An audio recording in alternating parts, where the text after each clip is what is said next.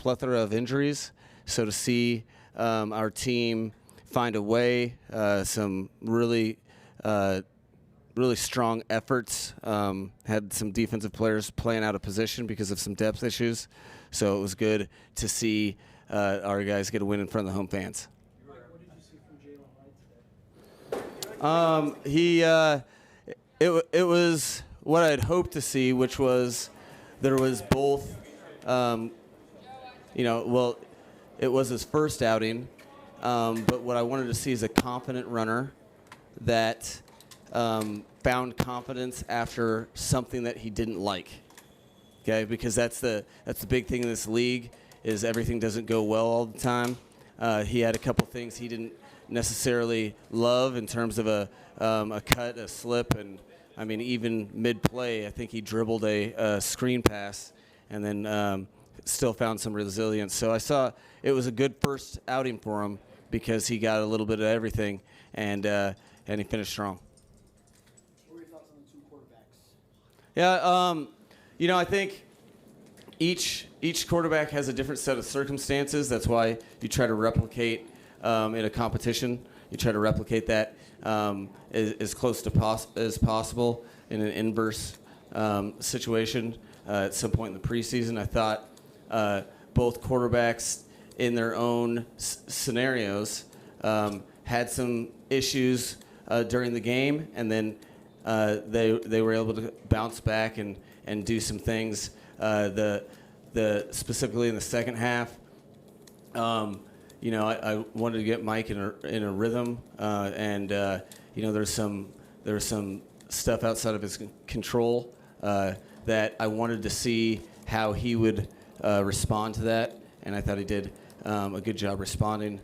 And even though we had a rough set of circumstances, we were down to in the second half, we were down to one tight end and one running back, and we had a receiver that just we just got on board 2 days ago, so it kind of really it was a tough situation for him to be in, and I thought he maintained his composure, but we still have a ton of work to do. Was it the plan to have Patrick Paul play that deep into the fourth quarter? It was we kind of wanted to see really how he was doing during the game. We were comfortable with it, and Butch wanted to keep him in a couple extra drives. Our plan was at the beginning of the third quarter to get him a series and get him out, and we left him in a little bit. And I thought he had some real good opportunities to learn, and I thought he played fast and physical. So there was some good stuff there. Mike, you mentioned the circumstances, like with the injuries and all. So how much of the evaluation for, especially like a backup quarterbacks, do you use these games as opposed to what you see in 11-11s and you see on the practice field? No, there's a balance. Every day on the practice field is monumental for quarterbacks, specifically when they're in a competition behind the starter, because you get a lot of information, and you're always dispersing the reps, and sometimes guys get more than others, and you have to see how they perform in both situations. So it's a balance, and I think that's important because you need to see how guys perform with the starters, the guys that are veterans that have been here for a little bit, and then some of the new guys too. So it's all important evaluation tools that we kind of combine, but there's a lot of days ahead before our last preseason game. So we have a lot of evaluation opportunities coming fast and furious. Was Chop Robinson coach's decision not injury related? No, it was a situation where he probably could have gone at the same time for a guy to get his first NFL outing he was battling through some stuff, so it was a coach's decision that was minor injury related, but he should be back soon. Is there concern that Aaron Brewer might be longer term as opposed to short term? It'd be week to week, I'd say. So, yeah, we feel good about his where he's going. Coach, what are your initial thoughts on the new kickoff format, seeing it in person? No, it's cool. I think it is. You better be on your P's and Q's as a kickoff unit because they're, live in action. You can see how often you're about one block away.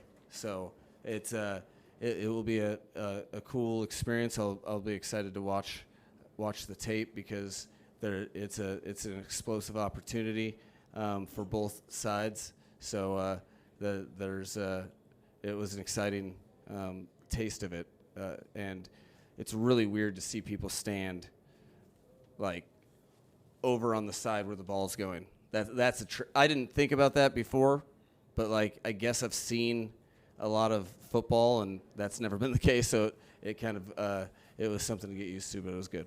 I want to ask you a follow-up on Brewer's situation.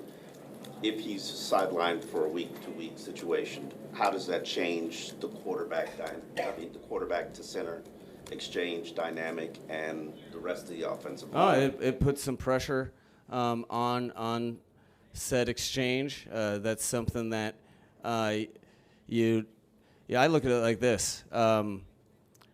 Most of the time, you're not fortunate enough to have, no health-related issues on the offensive line for a whole season.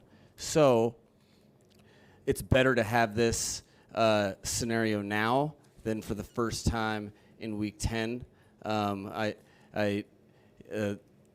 You'd prefer not to have it at all, but that's not all that's not always reality. So I think it will take some extra commitment for some guys to make sure that everyone's coordinated, but it's something that we've been familiar with here.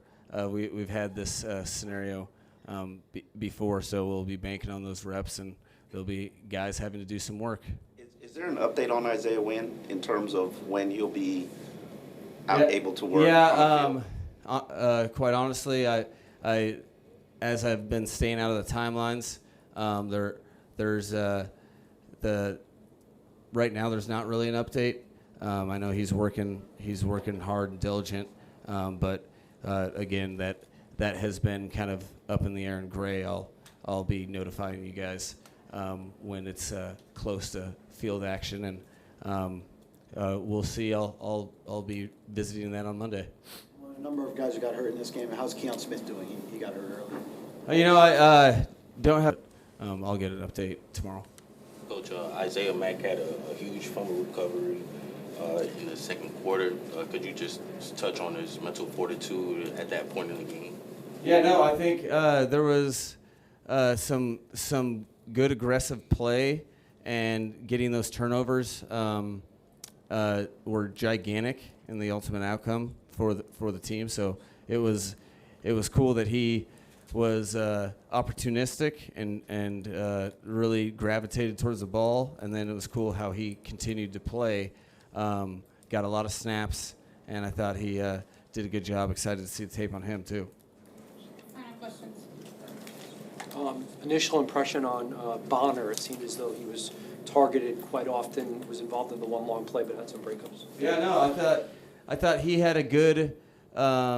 It was a really good game for him because he got the trials and tribulations. That one ball immediately when something like that happens in a preseason to a young player, I am locked in and laser focused on how they respond because that's how you learn who they are. It's all fun and games when you're in practice, but you're in a stadium and you get beat. And I thought he really responded well, and he played with his technique and fundamentals after that, which is what you have your eye on. So I thought it was a day of growth for him. When you look at film sessions after a game, what excites you the most as far as getting new film as opposed to just reviewing old? Well, the thing that really fires me up specifically in preseason games where your major focus is on the players and you're not as driven by the score, is seeing specific things that have been coached to, you end up knowing the story and going through the journey of all these players. There's a lot of things that we're coaching them on, and then when guys specifically in game situations really harness stuff that we've focused on from a technical standpoint, it's really cool to see. You want to see that because that's what you're practicing for. You're practicing for these moments, and you're hopeful that in these moments that practice can pay dividends. So when you see that, it gets you pretty fired up. All right.